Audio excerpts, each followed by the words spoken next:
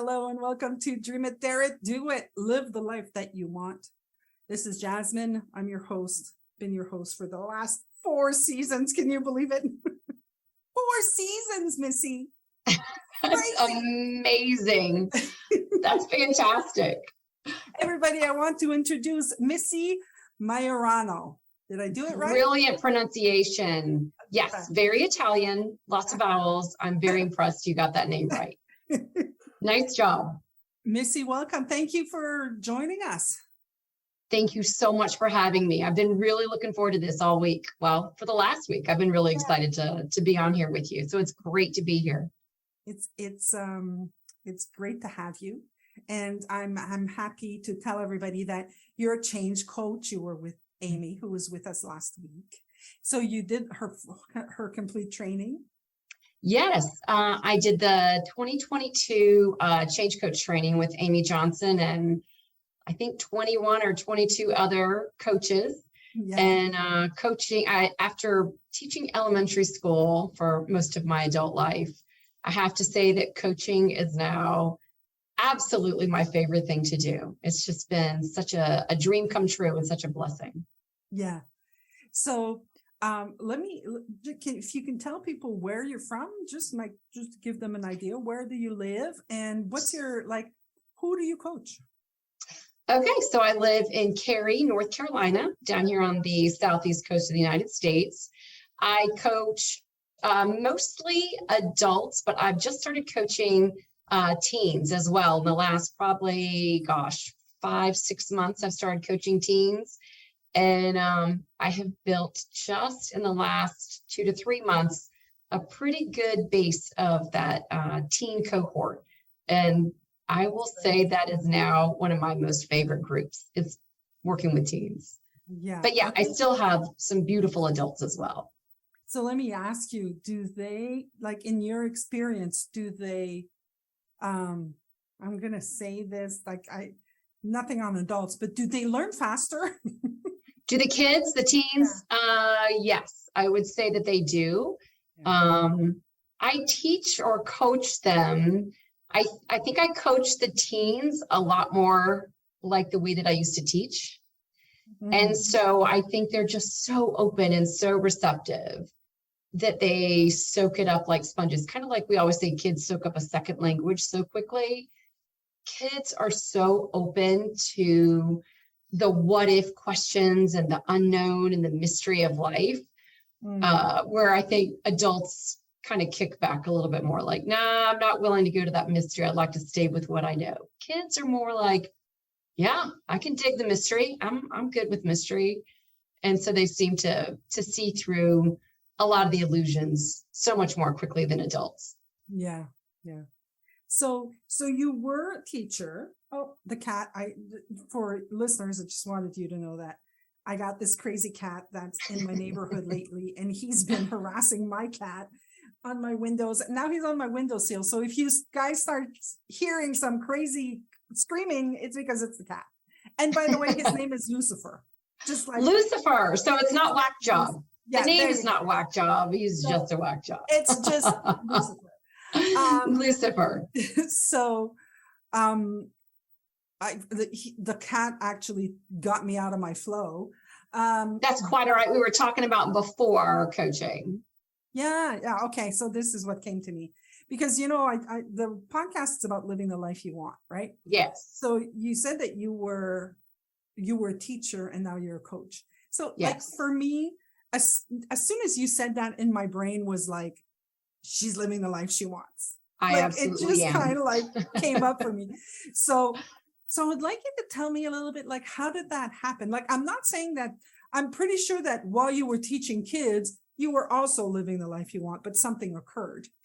Yeah. So I was teaching, and then I was also working for state curriculum departments. So I was working with entire school systems, boards of education, assessment and curriculum companies.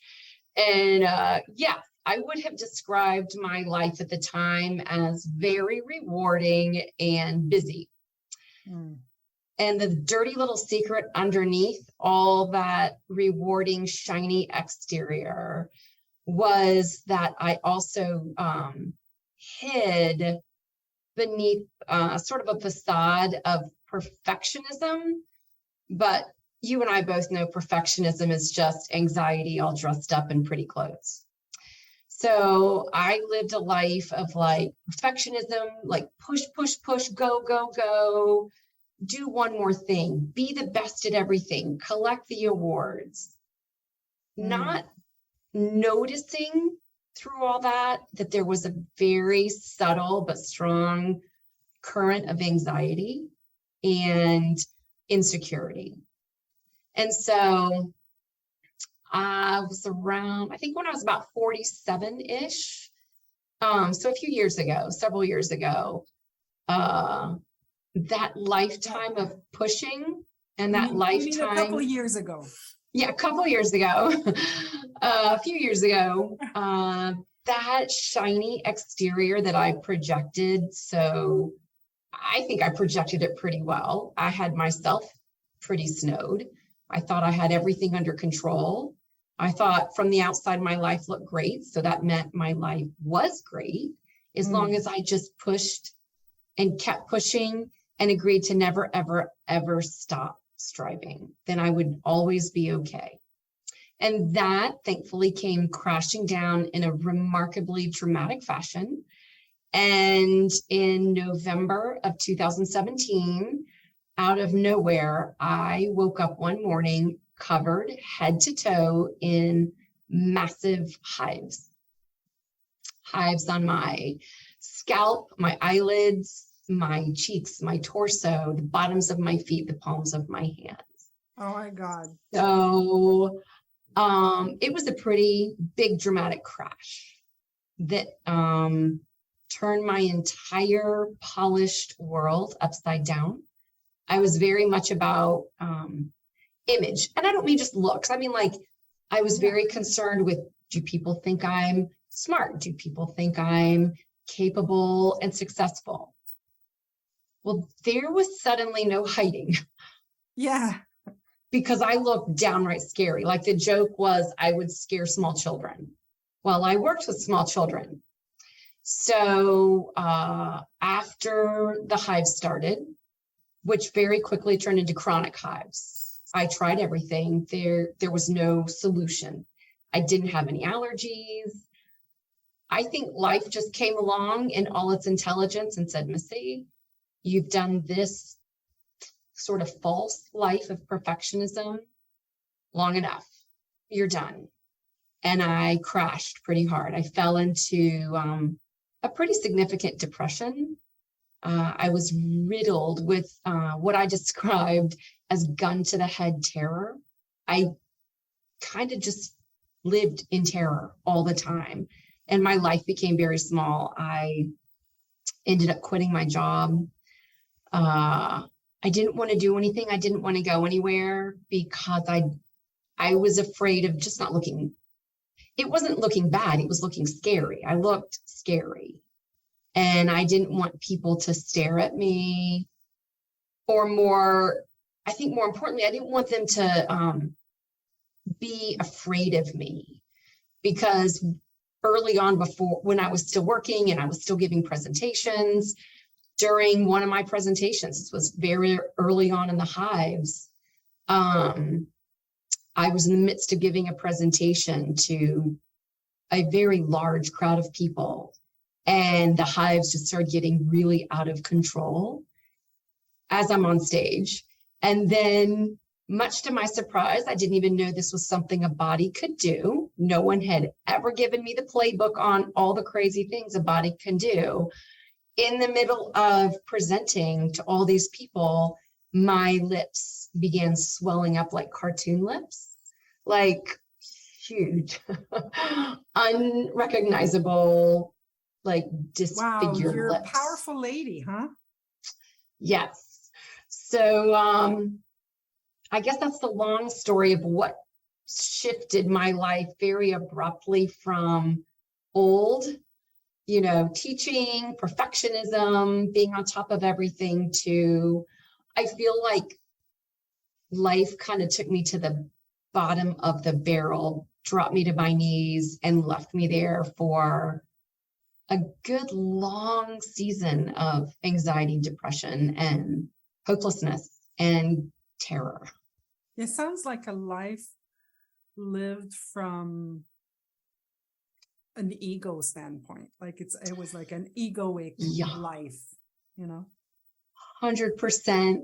Although I didn't know that. I was like a fish in water. Of course not. I didn't realize I was living completely from ego, from my mind and all its beliefs. With everything that we hear about ego, like the thing that made me see ego, because I would hear ego, but I would really hear it as a really bad thing. Yeah. No, it's not. You have such a big ego. Like I would see it as a big thing before. Now I just literally see that our ego is the person that we think we are. Yep. 100%. That's basically, and sometimes we just get lost in that. I did it. I was definitely, for me, it was like, how do I impress? Like, so I needed to impress. Oh gosh, I know that life very well. Impress. Yeah, exactly.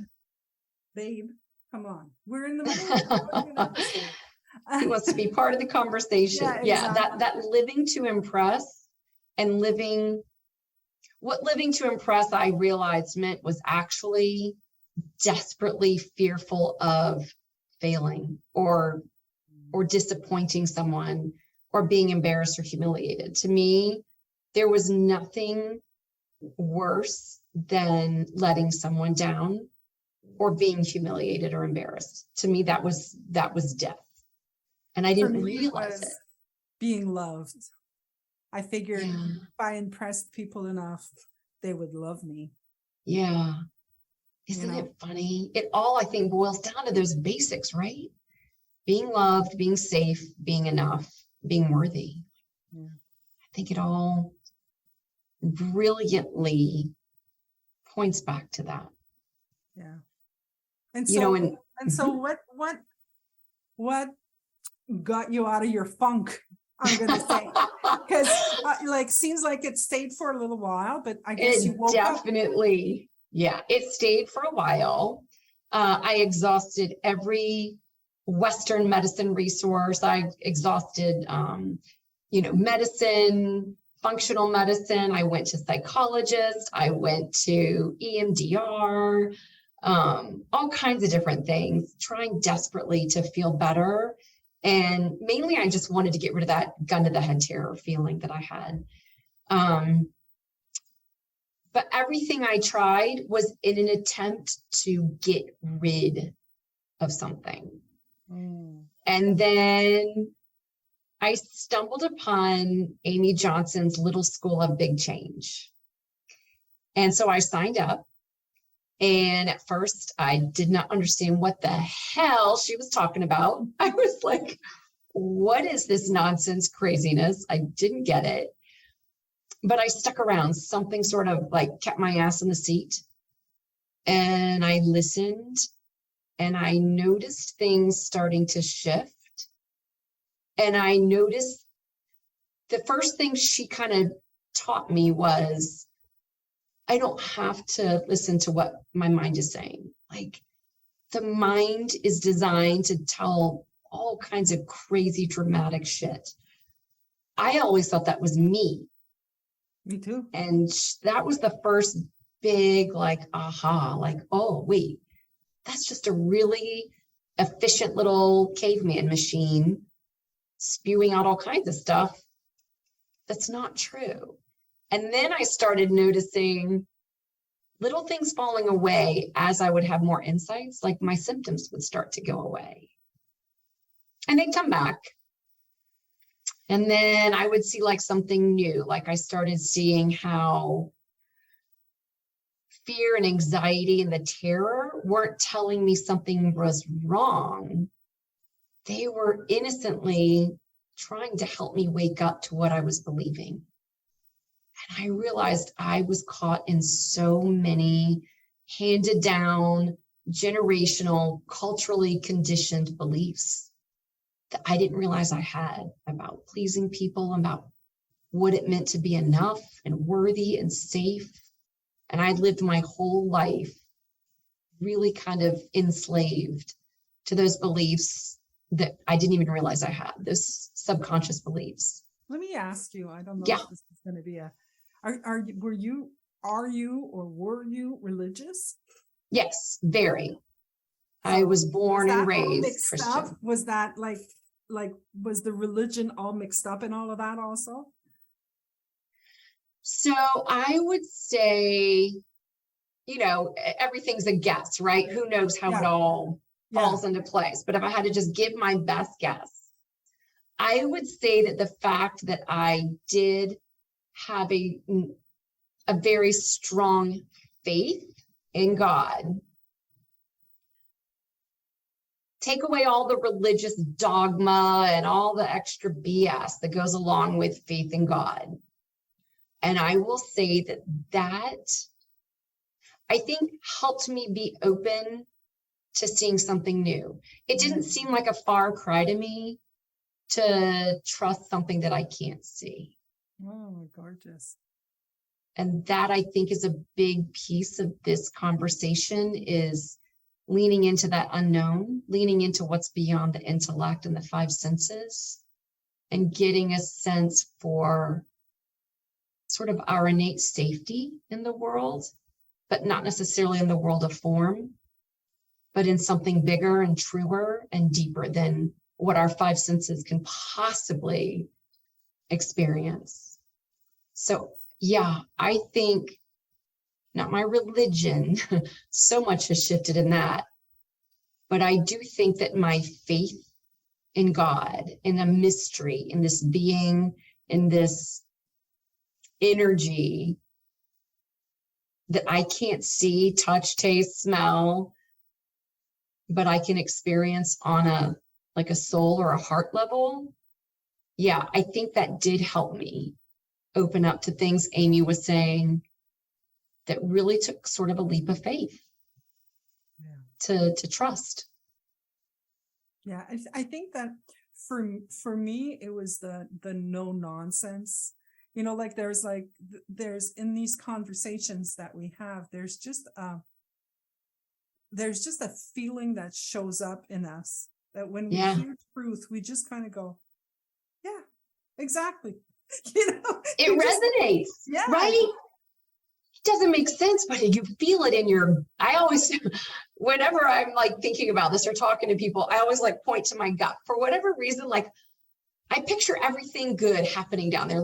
You just feel it in your gut. I don't know. It's not tangible, but you know it, you sense it. There's a physiological shift when truth resonates. So how did you finally go into living the life that you want now? Because you've obviously, I feel like you were at a high, or you thought you were at a high. Then you kind of got kicked off your high horse and fell. And then you now, you look great. Your energy is fantastic. I mean, right? So what got you there? As far as I can see, what got me there was, first of all, I finished that little school of big change, and then I stayed in the graduate community. And as I stayed, things just kept settling deeper and deeper. Every time I thought I finally I've got it, a new floor would drop out from under me, and I'd be like, holy shit, there's a whole nother floor under here. And I would see something new. And then gradually all my symptoms just literally vanished. And that was, I don't know, 2 or 3 years ago now. The symptoms went away. Other things started shifting too. Relationships started shifting for the better. Just life in general, kind of from this new understanding of leaning into the unknown, leaning into that mystery, not trusting that intellect so much. I don't know, life just got a lot lighter, became a lot freer. And that's when I knew, okay, this is so radical and so life-changing. I want to help other people break that cycle of suffering. And that's especially, I love working with people with physical issues, illnesses, symptoms, because I really see on a, again, this is just from my position. I am not a doctor. I am not a physician.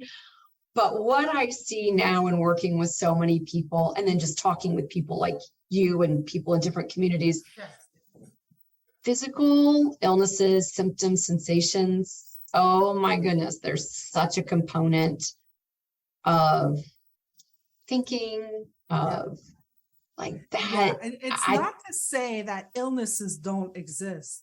No, not at all. Yeah, not at all. I just thought I don't want people to think that, but I also agree with you. Like, for me, I had a major stress in my life. Like, I'm going to say 5 years ago, there was this major stress in my life, and I had been living with it for 25 years, and woke up one morning and I had shingles, and it was just kind of like, it was at that point, I was like, okay, my body is telling me, like, whether my intellect doesn't believe me or not, my body is like showing me. And I really can see, like, when things occur in my body, that it's unconscious thinking that I have, whether I like it or not. When I woke up with the shingles, I knew what my problem was. I took care of it. Boom, it was over, but it kind of like, I just had to see it for myself. So when I work with clients, I love to just say, look within. Like, I can tell you, oh, this is thought. And you'll be like, well, go fly a kite, Jasmine. Yeah, this is real. And that did nothing for me too. Yeah, no, it's about looking within. It's about, like, every one of us is different. And it's so funny because it reminds me of this thing that, so a friend of mine, Georgia Bazin, I don't know if you know her. I don't Georgia know. Bazin and we started this community. We call it the Flow of Life community. And in the Flow of Life community, she does these creativity conversations. And she had one with Dicken Bettinger. Oh, no, Dicken. He's fabulous. Yes. So Dicken she had an interview, and one of the things that Dicken was talking about, he said that he was talking with children, and he loved talking with children. And he had asked for all the children's that had been rejected by other teachers, because they were like, oh, that's a problem child. He basically asked for them. Yeah. And he wanted to show them how creative they were. And he said that he sat them down into this meditation. And once they were calmed down and that their mind was, had piped down, he said, I want you to think of numbers. And then just whatever number comes, just write the number down. And then they would write the number down. And then he'd say, okay, now he says, put them in the order that you want. And then they put them in the order that you want. And it was like, there's no other order like this. This is your order. This is your creation, right? Aww. So every single one of us, basically, we see things inside ourselves that is different. And yet we look to you. So what did you do? Okay, so you had shingles. How did you feel? What was your thought? Yeah. What was your feeling? What was, like, we kind of go look to you to find out, oh, well, it's not me. Yeah. This is not happening to me because I had none of that. But it's not true. That's not the truth. If you would just look within, you would see for yourself. Yeah. I love that. I love that. And I think the body's so brilliant, like remarkably brilliant. If we'll just sort of tune in and listen to what the body's trying to communicate to us, I think we find so many very wise answers coming through. I think the skin is brilliant. The skin will always tell the story. Same thing with our gut, our head, the tension level, backaches, like all these beautiful, wise ways that I think our bodies naturally communicate with us. But because we're in this Western society, I think we've really been taught, well, shut it down, make it go away, cover up the pain, Take a pill, whatever it takes. have a drink. Yes.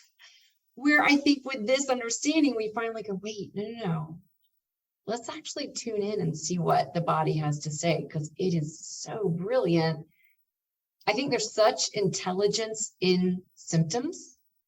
And when we see them as invitations and opportunities instead of something to push away, like really, really amazing things open up for us.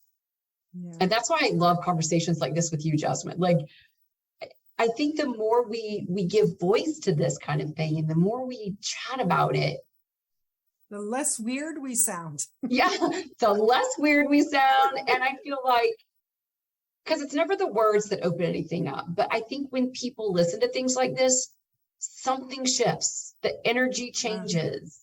It's a vibe. That's what I love. Like in this podcast, that's what I love. I love the vibe of it. It's like an energy. When you listen to it, you kind of settle into this. I don't know. It's a good vibe, I love that, because I thought I was a weirdo, but the more that I have these episodes, I'm like, there's so many weirdos out there. Like, I know, I could definitely top all weirdness, I'm sure. I've definitely seen some insights and I'm like, I don't think I'm going to share that insight yet. That sounds a little bit crazy. Yeah. But it's fun. It's fun to play in those kind of shadow areas of insights where it does sound a little bit crazy at first until you finally talk to someone. You're like, oh, you have that insight too. Okay. That's where it gets exciting when you see things truly that we just have never been taught with our intellect. It's that's where the fun, it's like a playground.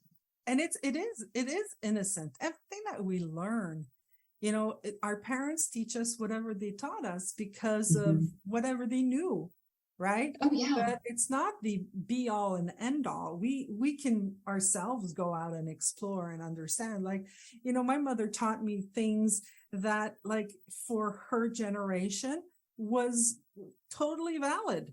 Yeah. Totally valid. It means nothing that nowadays just doesn't apply anymore. I think everybody's doing the best they can. And that definitely applies to our parents. They were doing the best they could, given what looked true to them. Yeah. And I'm sure my 3 girls will one day look back and go, oh God, our mom was awful. But she was doing it. I hope they don't. No. But they might, or one of them might. I mean, with 3 kids, you never know. But I hope that they'll know everyone's doing the best they can, given what looks true to them in the moment. Yeah. And I had that realization. Like I had a judgment on my parents for a long time. And I think in my 30s, I did this class and I was in my 30s, right? And we were like 40 or 50 in the class. And he said, okay, everybody between 18 and 23, stand up. So everybody stood up. I was sitting down. I'm in my 30s. He says, everybody else sitting down, that's what your parent looked like when they got you. And I was just like, my mouth dropped open. Sometimes it's just perspective. Just look at it in a different way and bam, your life is totally transformed. Completely. Like all that needs to happen is that lens shifts a little bit. Like I picture those like View Masters. Is that what they were called back in the 1970s that we played with? Only we're not in control of when the click happens. Yeah.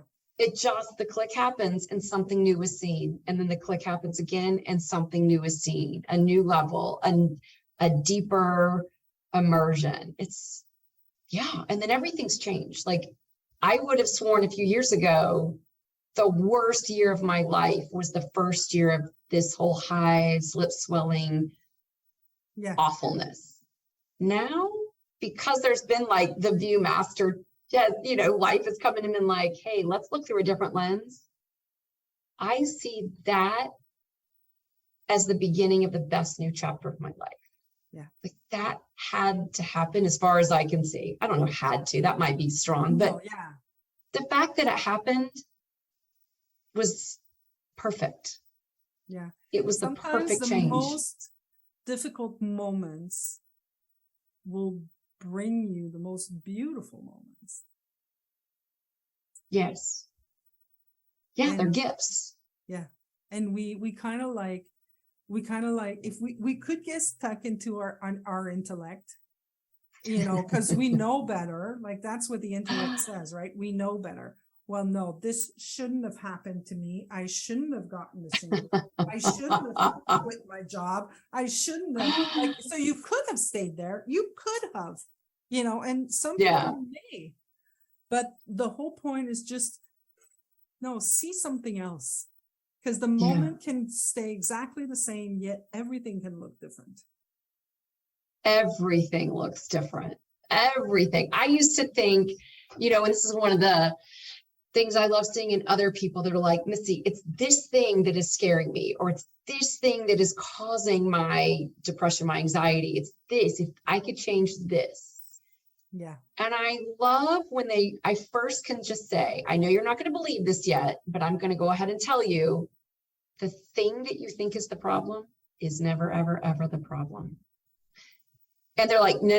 I'm like, just tuck that away somewhere and we'll circle back around 15 times to it. But the thing you think is the problem, the illness, the diagnosis, the symptom, the anxiety, the panic attacks, the driving, the whatever it is, like, no, that's not the problem. That's the opening. That's the guide, the guiding light, the lantern back home. That's the gift. One of my groups I'm in, we call them the shitty gifts. It's another shitty gift. Because you don't want that gift. Yeah. But they're the things that take you back home to who you really are and never left. I think at some point, and I'm guessing that's something that you may have seen also. At some point, we want to be ourselves and stop having to be something that we think we should be. Can I just be me? And yes, Jasmine, yes, you can. We all get to. Can I just swear right here, Missy? I'm going to say, fuck, I just want, Yeah. I just want to. No, I've done that on multiple podcasts. They're like, I don't know if you're allowed to do that. I'm like, oh, well, then you're going to edit it out because I do like to swear. Yeah, but that's the whole thing. I think we just all want to be ourselves. I think that the thing that was missing for me, and I'm guessing it's missing for other people, was like, I didn't know who the hell I was. Yeah. I think most people don't. I had this, the major thing for me that I got, like the major shift, that we were talking about, everything is the same, yet everything is different. Yeah.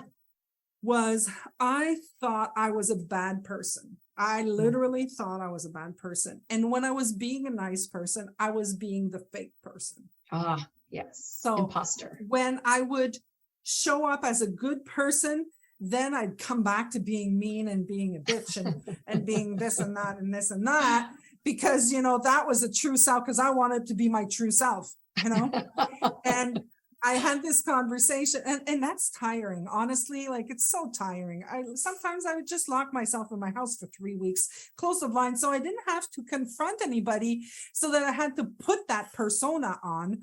Like, it was just like so tiring. Can I just be me? Leave me alone. Don't knock on the door, please. I don't want to confront anybody. So I had this conversation with a coach, and the coach said, and I told her, I said, but really, I'm a bitch. And I don't know how to deal with that. And she was like, wait, tell me more. She was like, I don't understand. What are you talking about? Well, sometimes, I'm like, I'm a bitch. No, really, I'm rude and I'm this and I'm that. And she's like, what if who you truly are is actually the good person and the bitch is the imposter? And like, it never, ever, ever occurred to me. And I just laughed out loud for I don't know how long, holding my stomach so much I thought it was hilarious, because all my life I wanted to be authentic, and I was showing my inauthentic self and hiding my authentic self instead of doing the contrary. And it was just so funny. And that is awesome, Jasmine. I love it. I love it. Now I'm just like, this is who I am. And sometimes I get in my head and I can be rude. And sometimes I get in my head and I can be a bitch. But you know what? That's not who I am. It's totally not who you are. Yeah. I love that. What a good story. And I love that you had a coach that was able to point that out to you. I think that is the beauty of coaches, right? Like we have everything within us, but I think it is helpful to have someone, whether it's a coach or a friend or whoever, to just say, hey, take a look in that direction. But it took me a while to just be able to speak it because it was so shameful. Like it's shameful. You're going around, imagine, you're going around life thinking, I'm a bitch. I have to hide. This is not good. Right? So I wouldn't tell this to people. What am I going to do? Hey, hi, I'm a bitch. Did you know that? Come get to know me better. I'm a bitch. Yeah. So it took me a while to actually open up. So that's why I tell people, just fucking say it. Yeah. Just say it so that it can just come out of your mouth and then we'll deal with whatever it is. But don't keep it up there because there it's going to fester. And then there's going to be some like crap that's going to be created there. Just get it out of your head and then let's look. It's liberating, isn't it? It's very freeing. Yeah. To just be authentic and not put so much stock in that intellect. Like, that's all we're ever taught for decades of our lives is go to your mind. What does your mind say? What's your brain say? Like, no, you're not going to figure this one out. Yeah. This is not going to come from your mind. This is totally going to come from your heart. And I hope that people who made it this far, because we are talking away, those of you who've made it this far and find this interesting, I hope you're not going, okay, well, now I'm not going to look to my head. We're not saying that. No, there is some information up there that's still good. Just, what is the word I'm looking for? Just challenge it. Whatever you're hearing in your head, challenge it. Like, is it true though? Is it? Yeah.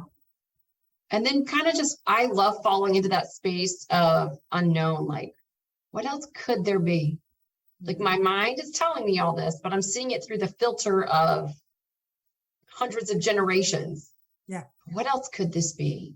Like I never would have called my hives and lip swelling a gift, but it is absolutely one of the best gifts of my life. So as things happen, to your point, your mind is going to be like, well, this shouldn't be happening. This went wrong, but just hold it loosely. Like, how do you actually know this is perfect? Yeah.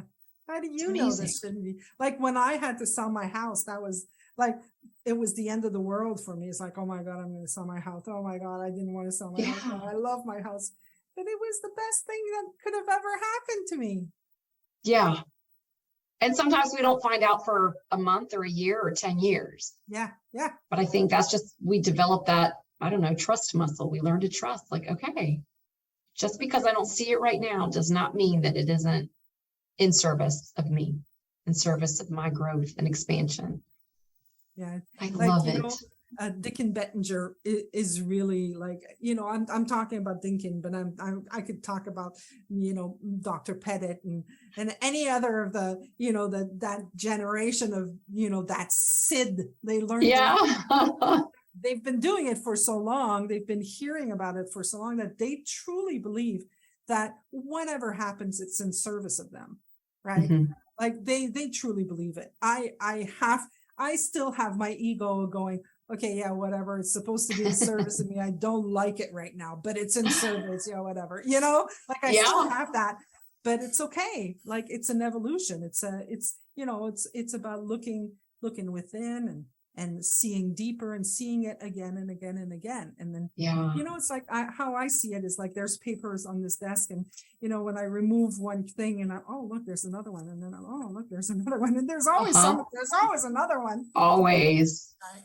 And you get to be human, right? You get to just be human and make mistakes and question things and fall back into your head and fall back into the intellect. I think that's part of it. Like you don't just stay in this perfect state of bliss, like you're sitting on a rock saying, oh, like you just get to be human too. But you get the best of both worlds, I think. Gorgeous. Missy, this was fun. This is fun. I love talking to another talker. Like I get so excited about this stuff. And then I need someone to come in and say, you've got to shut up now, please. Well, we're going to both so shut up because I believe we've busted our 30 minutes. Okay. Sorry about that. So before we go though, if anybody's like interested and want to reach out to you, how do they do that? They can go to my website, which is Missy Maiorano Coaching. Okay. And Maiorano is the tough one. So I imagine it'll be in your show notes. Yes, but I'm going to put it in the... Yeah, Missy Maiorano Coaching. My website is called Design to Thrive. And I also have a YouTube video and our YouTube channel with lots of good, just free videos about this stuff and a blog post. Fantastic. So lots of different ways to work with me or chat with me for free. And then, of course, I'm always taking new clients as well. Reach out to her, guys. She's a talker. I am. Having a chat. Thank you, Jasmine. Thank you again for coming. And for everybody else who's listening, I'm going to say, dream it, dare it, do it, live the life that you want. And I'll see you next week. Take care. Bye.